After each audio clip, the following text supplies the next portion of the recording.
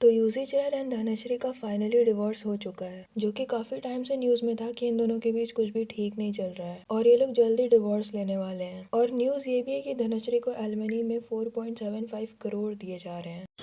One second. Divorce has been granted. The marriage is dissolved. Boom नीचे करो, boom नीचे करो, बूम नीचे Nothing. No more comment. जिससे काफी सारे लोग खुश नहीं है कि वो अभी खुद ही कमा रही है शादी की वजह से। उनका कोई काम तो रुका नहीं और बढ़ा ही। बहुत लंबे टाइम की शादी भी नहीं थी और कोई बच्चा भी नहीं था, तो फिर एलिमनी किस बात की। और अभी कुछ वक्त पहले जब आईसीसी चैंपियन ट्रॉफी का फाइनल था, जो कि हम जीत गए, पर उसमें ना खेलने के बाद भी यूजी ने काफी अटेंशन ग्रैब की, क्योंकि वो वहाँ पर आरजे महवेश के साथ आए थे और लोग उनके लिए बहुत खुश थे। कि हमें तो लगा ये डिप्रेशन में होगा, बट ही इज हैप्पी। तो इन दोनों चीजों के कारण लोगों को थोड़ी सी चीजें तो समझ में आई होंगी कि ये जो 50% एलिमनी बोलते रहते हैं दूसरे देश का सुनकर, वैसा कुछ नहीं है। जब इतने बड़े क्रिकेटर को अपना 10% भी नहीं देना पड़ा, तो नॉर्मल लोगों को कितना ही देना होता होगा। और अभी हम इस पर भी बात करेंगे कि डिवोर्स और एलिमनी की रियलिटी क्या है इंडिया में आम लोगों के लिए। और दूसरी चीज ये कि धनश्री को डांस करने के लिए अब्यूज किया जा रहा था, कि इसकी जैसी लड़कियां जो रील्स पर डांस करती हैं वो ऐसी ही होती हैं। But now he is hanging out with RJ Mahwish, जिनका भी रिश्ता क्या उस पर तो कुछ नहीं कह सकते, बट ये दोनों काफी टाइम से साथ में स्पॉट किए जा रहे हैं। एंड ये तो इन्फ्लुएंसर ही हैं जो कि प्रैंक वीडियोस बनाती हैं स्ट्रेंजर्स के साथ। तो अगर यूजी को ऐसी लड़कियों से प्रॉब्लम होती तो वो आज उनके साथ नहीं घूम रहे होते। सो ये जितनी भी नेगेटिविटी फैला रहे हैं लोग, ये सारी चीजें वो अपने मन से जो चीज उन्हें सही नहीं लगती उसके लिए फैला रहे हैं। भले ही जिसकी तरफ से ये लोग बोलने की कोशिश कर रहे हैं उसे इन चीजों से फर्क भी ना पड़ता हो और सेपरेशन का असली रीजन कुछ और ही हो। पहले तो जिस दिन से धनश्री की शादी हुई है उसी दिन से उसकी ट्रोलिंग शुरू हो गई, क्योंकि लोगों को लगा ये तो अच्छी दिखती है बट चहल उतने खास नहीं है, बट उनके पास पैसे हैं तो इसीलिए उसने शादी की होगी। जबकि मोस्टली इंडिया में अरेंज मैरिजेस ऐसी ही होती हैं, लड़का कितना कमाता है लड़की कैसी दिखती है यही देखा जाता है। और वैसे भी लड़कियों के लिए अपने पार्टनर में लुक्स फर्स्ट प्रायोरिटी नहीं होते,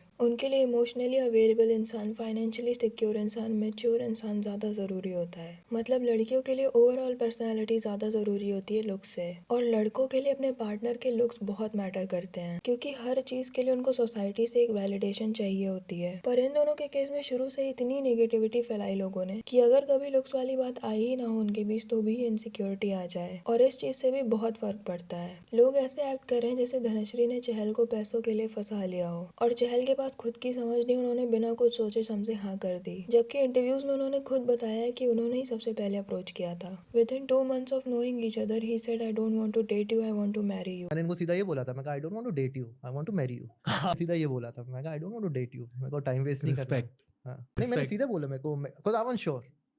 you were sure I was sure, सिर्फ बात करके बात करके मैं आई वाज श्योर। अब उन लोगों ने भी ये सोचकर हाँ कर दी होगी because he is well settled. अब ये तो दोनों ही साइड की गलती है कि इतनी जल्दबाजी में डिसीजन ले लिया, बट इसको फंसाना थोड़ी कहेंगे, they both are adults. He wanted someone beautiful, क्योंकि लड़कों का माइंडसेट होता है कि लड़की सुंदर ही होनी चाहिए, इससे सोसाइटी में उनकी और अच्छी इमेज बन जाती है। उसके बाद जब से इनके डिवोर्स के रूमर्स आना शुरू हुए हैं एंड एलिमनी की कोई न्यूज भी नहीं आई थी, तब से धनश्री को ट्रोल किया जा रहा है। कभी उन्हें श्रेयस के साथ लिंक किया जाता है क्योंकि उन दोनों ने साथ में रील बनाई थी, फिर इस फोटो के लिए भी काफी ट्रोल किया गया था, जो कि सच में अजीब है भी। पर अभी काफी सारे कमेंट्स में ये कहा जा रहा है कि ये लड़का स्ट्रेट नहीं है, इसलिए काफी सारे सेलिब्रिटीज इतना कंफर्टेबली उसके साथ फोटोज खिंचाते हैं। और उसी पार्टी में यूजी भी थी जहाँ पर ये पिक्चर खींची गई थी। अब ये भी कितना सच है पता नहीं। फिर ये भी फेक रूमर्स फैलाए गए थे कि धनश्री ने 60 करोड़ एलिमनी मांगी है, जिसके लिए भी उन्हें बहुत ज्यादा ट्रोल किया गया। इस बिना सोर्स की न्यूज पे भी लोगों ने उन्हें इतना अब्यूज किया, इतनी मीम्स बनी उनके ऊपर कि उनके घर वालों को खुद कंफर्म करना पड़ा कि ऐसी कोई डिमांड नहीं है। अच्छा, इतना कुछ होने के बाद भी चहल का भी सामने नहीं आया कि ऐसा कुछ नहीं, उसे ट्रोल मत करो। वो और ऐसी पोस्ट डालते थे जिससे और ट्रोलिंग बढ़ जाती थी। एंड नाउ ये न्यूज आई है कि 4.75 करोड़ उन्हें पे करने होंगे। एलिमनी इंडिया में हस्बैंड वाइफ किसी को भी देनी पड़ सकती है जो भी ज्यादा कमाता हो। जैसे श्वेता तिवारी के बारे में कहते हैं कि उन्होंने अपने हस्बैंड को एलिमनी दी थी, जबकि उनकी डॉटर उन्हीं के साथ रहती थी। बट मोस्टली लड़के अपने से ज्यादा कमाने वाले के साथ रहना पसंद नहीं करते। इवन आज भी कई फैमिलीज में तो बिल्कुल ही काम करने से प्रॉब्लम होती है शादी के बाद। और फिर जहाँ पर लुक्स के लिए इतना सुना दिया जाता हो, पैसों के लिए तो सोसाइटी जीने ही नहीं देगी फिर। इसलिए ज्यादातर केसेस में सुनने मिलता है कि लड़के ने एलिमनी दी लड़की को।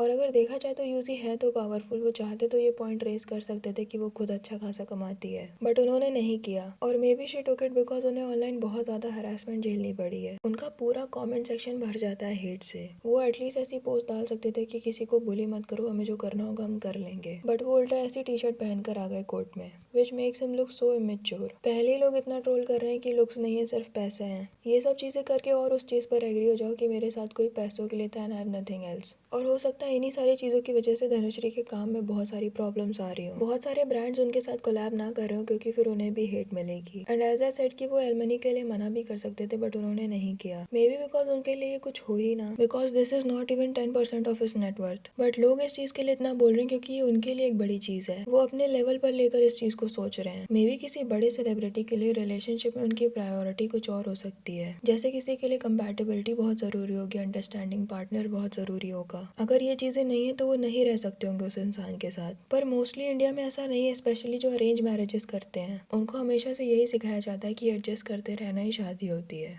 सिमिलरली मेजॉरिटी ऑफ इंडियंस के पास बहुत पैसे नहीं है। ज्यादातर सिटीज में एवरेज इनकम 30 के है, तो लोगों के लिए पैसा बहुत जरूरी है। इसीलिए ऐसी चीजें सुनते ही उनको लगता है कि ये तो बहुत बड़ी बात हो गई, जबकि शायद उस इंसान के लिए उतनी भी बड़ी बात ना हो। और ये लोग अपने लिए परेशान होने लगते हैं। जैसे पहले रूमर था कि 50% प्रॉपर्टी चली जाती है डिवोर्स होने पर, तो कुछ लोग कह रहे थे कि ऐसी लड़कियों से शादी मत करना वरना सारे पैसे चले जाएंगे। जबकि इंडिया का डिवोर्स रेट लोएस्ट है और उसमें भी जिनका होता है वो प्रोसेस काफी लंबा चलता है। म्यूचुअल नहीं है तो you can delay it as much as you want. Normally 8, 10, even 15 साल लग जाते हैं डिवोर्स होने में। और ये प्रोसेस होने के बाद कुछ टाइम तक एलिमनी देनी होती है ताकि किसी की भी लाइफस्टाइल वैसी ही रहे जैसी पहले थी। is in the lower court, that is the family court. Now we are talking in context of Bombay, so family court Bandra. But he may challenge it or appeal it in, I'm using colloquial terms, these are not really legal terms, okay? He may do that in the high court. Okay, so then again your money is stuck. If he's not satisfied, he may go to Supreme Court. Again your maintenance is stuck, interim maintenance is stuck. That's why I say keep your money aside. And that's why I said, no, the laws may appear to be skewed towards women. They're not, because the implementation takes so much of time. Then you go through the various processes. You go through counseling in court, which is court-mandated counseling. If things are not, the counselor also tries to bring about a settlement. All good lawyers try to bring about a settlement. You might say, no, this is not going to happen. Maybe after interim maintenance, you may give it a second thought and say, I've already spent 2.5 years in court trying to get this interim maintenance, so I would now like to settle and see what is the settlement offer on the table. So there is always this thing of, let us try and settle and get out of court. I keep telling everybody that try and settle it out of court. Because in my mind, your one day outside can take as much as 6 months in court. It may take, I don't know how many years to resolve all the court cases. I think at last count about 3.5 crore cases were pending across India. Not only divorce cases, other cases All also. cases. So it can take a very long time, So try and settle it out of court. Then, of course, if you still don't want to settle, you still want to fight it out, then you all start giving your evidence, there's cross-questioning, and so on and so forth. So your actual judgment can take as long as 8 to 10 years. I tell people that, that it is not, there is no recourse. You can't say that I want to finish this fast, really. It's not going to happen. So telling me, like, if you file a divorce for 5 years, 7 years, 10 years, you can't marry, that I know, but you can't date another person, you can't be seen with other person. Not really. It's going to be used against you in court.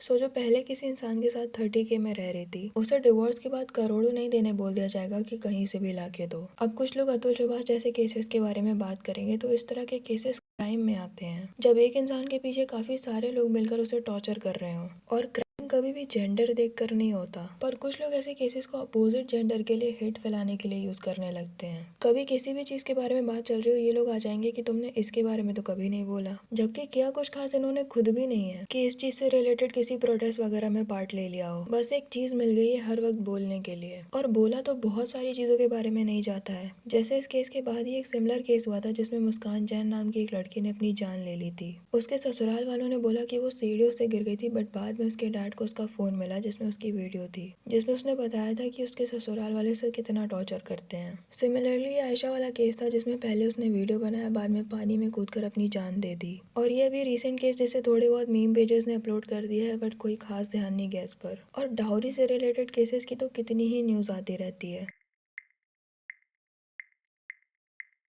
पर अगर इन सब के बारे में बात करनी ही होगी तो एक ऐसा चैनल ही बना लेंगे जैसे लोग केसेस के बारे में बात करने के लिए बनाते हैं, ताकि हर केस के बारे में बात हो सके। ये नहीं कि सिर्फ एक केस को हाईलाइट कर दो और बाकी सबको इग्नोर कर दो, सिर्फ ये दिखाने के लिए कि देखो ये जेंडर कितना खराब है या ये कम्युनिटी कितनी खराब है। खैर, चहल एंड आरजे महबूब जब से साथ में स्पॉट होने लगे, लोग बड़े खुश हो रहे हैं कि कितनी जल्दी मूव ऑन कर लिया। ये दोनों लास्ट ईयर दिसंबर में भी स्पॉट हुए थे साथ में, एंड अभी जस्ट आफ्टर डिवोर्स भी साथ में स्पॉट हुए, जिस पर लोगों को ये बिल्कुल नहीं लग रहा कि अगर ये दोनों साथ बात है तो इतनी जल्दी मूव ऑन कैसे कर लिया। उसने ट्राई भी किया अपना रिलेशनशिप संभालने का या फिर पहले ही बैकअप प्लान था। पर यही हरकत अगर धनश्री ने की होती तो उन्हें कितना ट्रोल किया जाता हम इमेजिन भी नहीं कर सकते। इस पर कुछ लोग ये भी कहेंगे कि डिवोर्स होने वाला है और वो अब किसी और के साथ हैंग आउट कर रहा है तो उसमें गलत क्या है। पर यही वो लोग हैं जो नताशा को डिवोर्स होने के बाद भी ट्रोल करते हैं, भले वो अकेले ही वीडियो क्यों ना बना रही हो। एल्विश के साथ उनकी कोलैबोरेशन रील पर 100 मिलियन व्यूज हैं और क्या क्या घटिया घटिया कमेंट्स किए जा रहे हैं, पढ़े भी नहीं जा सकते। पर हार्दिक ने इतनी जल्दी मूव ऑन कर लिया जैस्मिन वालिया के साथ, उस पर किसी को कोई प्रॉब्लम नहीं है। सबसे वियर्ड चीज तो ऐसे केसेस में ये होती है कि no one knows the real reason, फिर भी बड़े ही कॉन्फिडेंटली एक इंसान को हेट करने लग जाते हैं just because of their gender. उसके बाद धनश्री का टी सीरीज के साथ एक म्यूजिक वीडियो आया है जिसमें एक टॉक्सिक हस्बैंड दिखाया गया है जो कि चीट कर रहा है एंड डोमेस्टिक वायलेंस भी दिखाया गया है,